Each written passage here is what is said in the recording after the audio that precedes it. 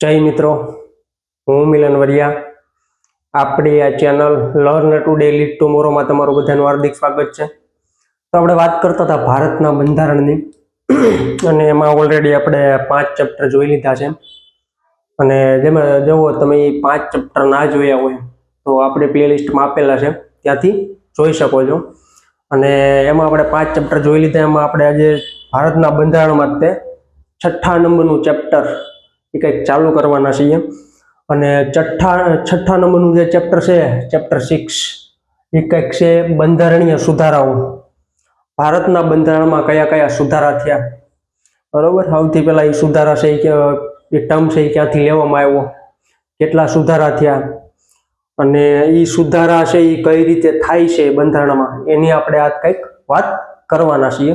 તો આજે ચેપ્ટર 6, બરોબર, એમાં બંધારણીય સુધારા, ને એમાં પહેલો લેક્ચર આપણે ચાલુ કરીએ. તો એમાં વાત કરીએ કે ભારતના બંધારણમાં સુધારો કરવો એ બ્રિટન જેટલો સહેલો અને અમેરિકા જેટલો કઠિન નથી. એટલે ભારતમાં કોઈ પણ સુધારો કરવો છે તો એ બ્રિટન જેટલો સરળતાથી નથી કરી શકાતો, અને અમેરિકા જેટલો કઠિન પણ નથી.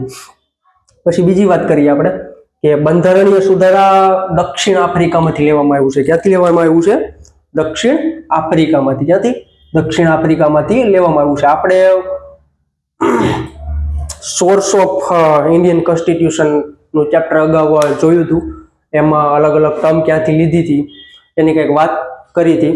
તો બંધારણીય સુધારાનું ટર્મ ક્યાંથી લીધેલું છે? દક્ષિણ આફ્રિકામાંથી લીધેલું છે. પછી આપણે અગાઉ વાત કરીએ બીજી કે બંધારણમાં સુધારા માટેની જોગવાઈ બંધારણના ભાગ 20 અને અનુચ્છેદ 368 વાત કરેલી છે. એમાં જોગવાઈ કરેલી છે.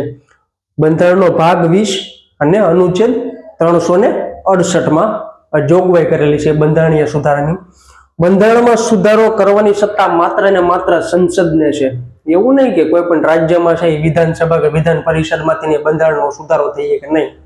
માત્ર ને માત્ર સંસદમાં કોઈ પણ ખરડો પસાર કરી, ખરડા ઉપર જો બંને ગૃહમાંથી પસાર થઈ જાય અને રાષ્ટ્રપતિની સાઇન લાગી જાય તો એ કોઈ પણ સુધારો થઈ જાય કે નહીં. માત્ર ને માત્ર ક્યાં પોસિબલ છે? સંસદમાં. કઈ જગ્યાએ? સંસદમાં. પછી આપણે વાત કરીએ, સંસદ આમુખ અને મૂળભૂત અધિકાર સાથે બંધારણના દરેક ભાગમાં સુધારો કરી શકે, પરંતુ બંધારણના મૂળભૂત માળખામાં કાંઈ પણ ચેન્જ થવો જોઈએ નહીં. હવે કોઈ એમ કે બંધારણના સુધારાથી આપણે આમુખ છે અથવા તો મૂળભૂત અધિકાર છે એમાં ચેન્જ કરી શકીએ? હા, એમાં સુધારો થઈ શકે. પણ જે બંધારણનું જે પાયો છે, જે મૂળભૂત માળખું છે, જે એનો આખો ફર્મો છે, એમાં કોઈ પણ પ્રકારનો ચેન્જ થવો જોઈએ નહીં. પછી આપણે આગળ વાત કરીએ, આ જે માળખું છે એ ચેન્જ નહીં કરવાનું, એમાં કોઈ પણ સુધારો કરી શકે પણ માળખું ચેન્જ નહીં કરવાનું. એ વાત કોણે કરેલી?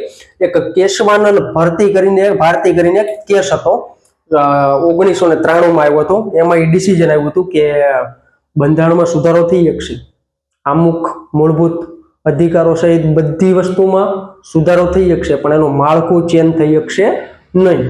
પછી આપણે આગળ વાત કરીએ, અત્યાર સુધી બંધારણમાં 105 જેટલા સુધારા થઈ ચૂક્યા છે. કેટલા? 105 જેટલા સુધારા થઈ ચૂક્યા છે. જે 4 સુધારા અનુચ્છેદ 368 મુજબ છે. 105 સુધારા થયા, બરોબર. એમાંથી 4 સુધારા છે એ અનુચ્છેદ 368 મુજબ થયેલા છે. પછી આપણે આગળ વાત કરીએ કે 368 છે, ભાગ 20 નું 368 છે, એમાં કઈ કઈ બાબત આવે? કોઈ પણ ખરડો છે એ પસાર કરી અને કોઈ પણ બંધારણમાં સુધારો કરવો, તો એ સુધારો કઈ રીતે થાય એની આપણે કંઈક વાત કરીએ ને. તો બંધારણીય સુધારામાં સામાન્ય સુધારો હોય તો સંસદની સામાન્ય બહુમતી જોઈએ, બરોબર. હવે સામાન્ય સુધારા કયા કયા છે એના આપણે આગળ એ મુદ્દાઓ બધા જોશું. પછી આપણે વાત કરીએ કે અનુચ્છેદ 368 પ્રમાણે એમાં 2 વસ્તુઓ આવે, એક વિશેષ બહુમતીથી અને બીજું વિશેષ બહુમતી પ્લસ 50% રાજ્યોની સામાન્ય બહુમતી. આ 368 મુજબ છે. હવે આપણે વાત કરીએ સામાન્ય સુધારો કરવો હોય, બરોબર, સંસદની સામાન્ય બહુમતી લઈ લો એટલે સામાન્ય સુધારો થાય. તો એમાં કઈ કઈ બાબત આવે? તો કે નવા રાજ્યો બનાવવા, આ સામાન્ય બહુમતીની જરૂર પડે. રાજ્ય ક્ષેત્રમાં વધારો કે ઘટાડો, કોઈ પણ રાજ્યનું ક્ષેત્ર છે એ વધારવું કે ઘટાડવું સામાન્ય બહુમતીથી થઈ શકે છે. પછી સંસદ સભ્યના પગાર ભથ્થામાં વધારો, કે આમાં કાંઈ પણ ચેન્જ કરવો હોય તો એ સામાન્ય બહુમતી જોઈએ એના માટે, બરોબર. પછી બીજી વસ્તુ, સંસદની સીટો વધારવી, સંસદની સીટો વધારવી. પછી અન્ય ન્યાયાધીશની સંખ્યા વધારવી. આ બધી સામાન્ય બહુમતીની એ જે વાત છે એ છે, બરોબર, એના ટોપિક છે આ બધા. પછી બીજી વસ્તુ જોઈએ કે કેન્દ્ર શાસિત પ્રદેશમાં ફેરફાર. કોઈ પણ કેન્દ્ર શાસિત પ્રદેશ છે એમાં કાંઈ પણ ચેન્જ કરવો હોય તો સામાન્ય બહુમતીની જરૂર પડે. કઈ જગ્યાએ? સંસદમાં. શું કામ?